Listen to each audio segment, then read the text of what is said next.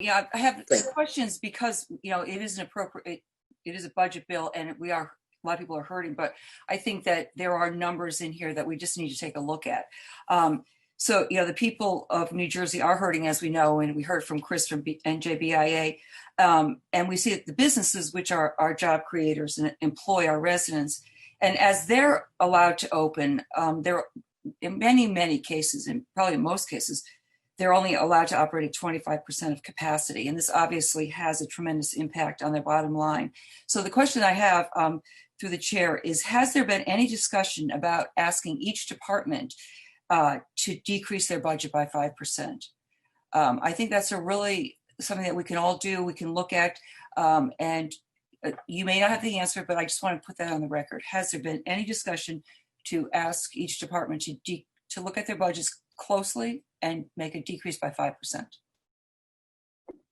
Assemblywoman, to your question, my understanding is yes. I know that they're also in conjunction with this, as it was announced just a day or two ago. This will go along with the furloughs as well. The departments have been asked to look within their own departments and take a cut. I can get you the final number, whether that's 5% or in some departments it might have been more. But that has been, they have been asked to do that. And along with that, like I said, the last couple of days, there's been the announcement that there will be furloughs. So far it's CWA. And I think that the governor's office is working with the rest of the unions to maybe perhaps expand that into others. Well, thank you. And because I think the public needs to know that and hear that, because again, they're suffering and they want to make sure that we share that, belt tightening across the board. And we're all sharing the pain. Yes. They're all sharing the pain. Exactly. Again, as you know, we only had there were only 2 hours that the budget was made public. And I just took a look at some of the things that are of particular interest to me. And one of those was about the monies that was being allocated to certain hospitals.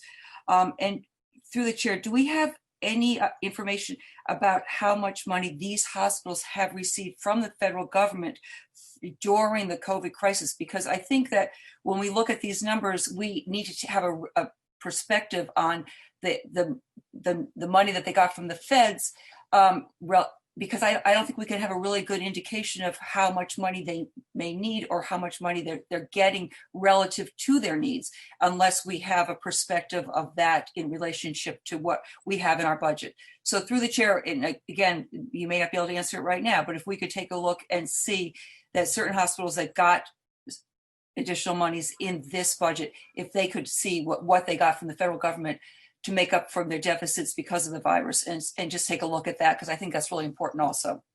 Assemblywoman, that's a good point. We will ask the administration if any of the hospitals received direct federal money or if it was given to them in any other shape or form. I do know that something that's also very near and dear to your heart is when it comes to charity care for hospitals. Yes, yes. And those have been cut along with some of the other programs at the 25% rate. Okay. Thank you. So again, this is information for through the chair, if you could get this information.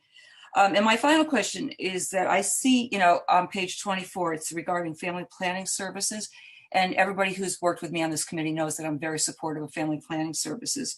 But it's that they're going to be to receive close to $4 billion. But we don't seem to have an indication of where this money will be appropriated. In the past, a great percentage has gone to a multi-billion-dollar organization. Well, we know that the FQHCs provide planning family services, and as well as a variety of other a wide range of primary care, including mental health services. And just recently on the health committee over this past week, as we heard testimony that the FQHCs are in a great need of revenue to continue to provide services.